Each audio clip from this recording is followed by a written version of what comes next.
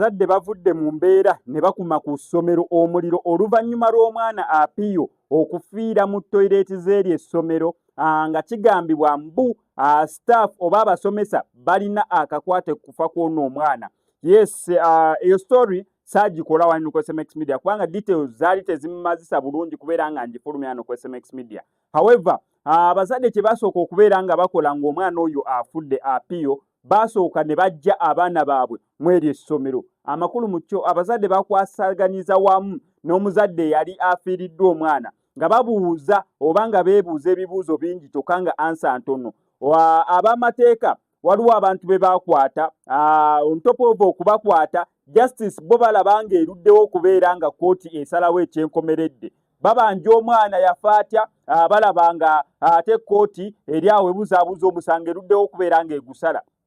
Bo kye basooka okukola ne bakwata abaana baabwe abazadde ab'amangu abo abalinamu obwangu, bino byenjogera biri Soroti wano mu ggwanga erya Uganda. Ne bajja abaana baabwe mu eryo essomero. Essomero ne lisigala nga kkalu nga abazadde oba abaana abaliyo batono ddala compared ku nnamba erina okubeerayo kubanga abazadde abasinga obungi abaana baabwe baabajjayo nga babuuza oli omwana omuto Apio yafa atya, ng'oza mbu twamusanga mu ttooyi ng'afudde. Ekyo ne kiggwa. Ne balindako kooti ekole ogwayo oba gavumenti ekole ogwayo baleete obwenkanya eri omwana ono yali afudde n'abazadde be basobole okubeera nga bafuna obwenkanya.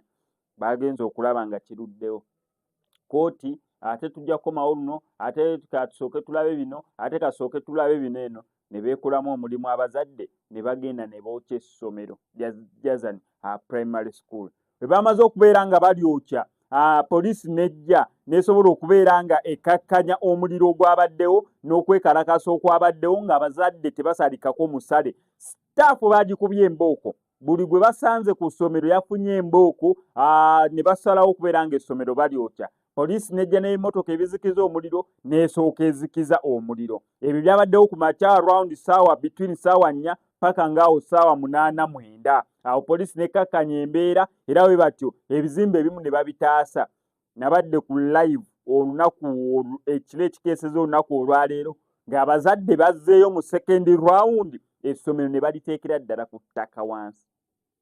Ebizimbe byabadde bisigadde nga biyimiridde baabyokyezza omuliro essomero ne baliteeka ku ttaka wansi. Baalyokyezza emirundi ebiri okukakasa nti era bo basonguwavu baagala justice eri omwana oyo eyafa. Baamusanga mu ttooyi ng'afudde kyokka nga kigambibwa mbu staff oba abasomesa balina akakwata ak'amaanyi mu kufa kw'ono omwana. Kankuteeko byonna byonna nga biri mu kubeera nga bigenda mu maaso. Olunaku olwaleero nina story 3 z'abaana abafiira ku masomero. Story 3 bw'obeera olabye eno ngenda kusaba after eddakiika 40 koma wano ku SMX Media onoonye story nangenda beera nga ngikuteereddeyo eya Josephine. After eddakiika 40 nkuleetere paati simanya yakumeka ku Erishama kwegamba abaana okufiira mu masomero nga kuliko akabuuzabuuza kisusse. Sooka olabe bano abazadde kye baakoze. Oba mujjukira omwana oyo yafiira ku ssomero mu ttooyi bamuyita Apio, kaana kato. Abazadde baayimuse ne bagenda ku ssomero, essomero bayita Jozan Primary School liri Soroti. Ajja wano nennangako omwana oyo emabegako yafiira mu ttooyi. Abazadde baagenda mu kusooka ne bapiikinga abaana baabwe bonna. Tebaakoma okwo nga babuuza ekyatta omwana tebannyonnyola bagamba omwana baamusanze afudde mu ttooyi. Imagine. Naye nga si gwe mulundi ogwali gusoose. Essomero kukola ki? Okufiirwa omwana. Kati kw'ono omwana abazadde baakola ki? Baatabuka. Abazadde baagenze ne bookya essomero ne bakuba sitaafu emiggo. Baalirise ate ne beekalakaasa mu ggulu yonna. Videos bataagingiddemu wansi awo. Naye bannaaye abazadde abali eyo nga tubanjizza batuwe just ate ng'abantu babanja bulungi mu mpolampola.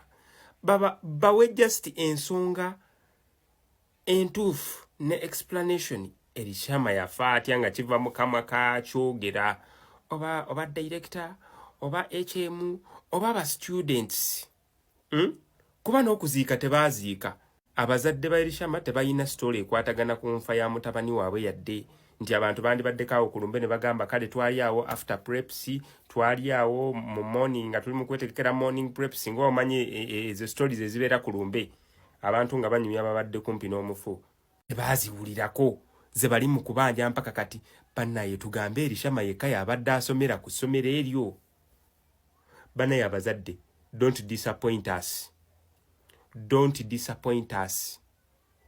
Mugatte engalo, mugatte emikono, tubakubiridde endulu. Kyogamba mwenna abasomesezaayo abaana tewali eyo omuntu yali akyalidde ku mwana okuva olwo.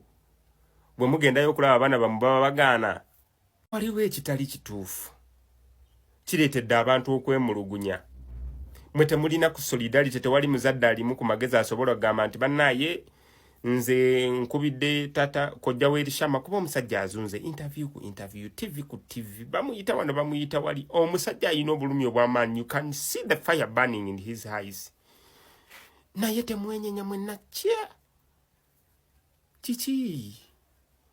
Leero Elishama enkya wuwo musirise nnyo.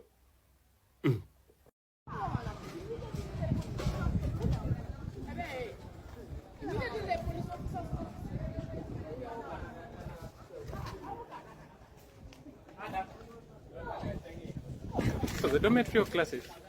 Is a class. It's a class, but again, at night.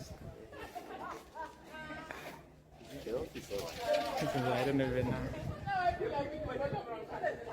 think this is another section, eh? Okay. Yeah, I think so.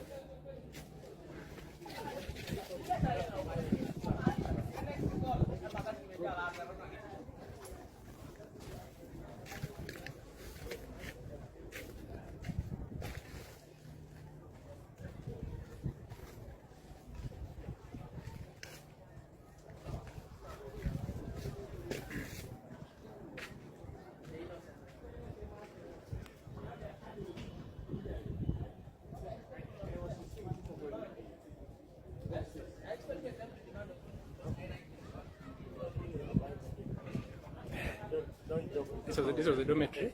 The dormitories are burnt. Everything is burnt here. This is Jozan.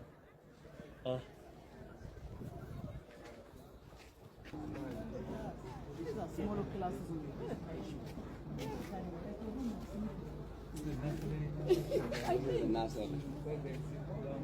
No, this is P.1. P.1 is there. Nazareth is there. No. These people were real serious like this. Okay. I think there is some water keep here. Yeah. There is some water still. People will see that. So this one just got burned until it is died. And until it stopped alone. While you're watching DBT Live, and of course we are watching Bold Studios, Bold Records. We are here at Jozan Primary School. As you see, we are here to trying to capture some content. People are here protesting. They are burning down the school, but of course police is here to harmonize the situation. It has been bad, but from the time when the police reached here, at least they have tried to harmonize the situation. But of course, you know, the tear gas is too much, and some of us, you know, we are not used to that. As you see, my eyes have become red. But nevertheless, we are trying. The police have tried to harmonize the situation. We want to thank Uganda police. From the time they reached here, at least now the situation is somehow. But before they reached here, it was really bad. It was really bad. People broke into a school. They took everything which has been inside the school.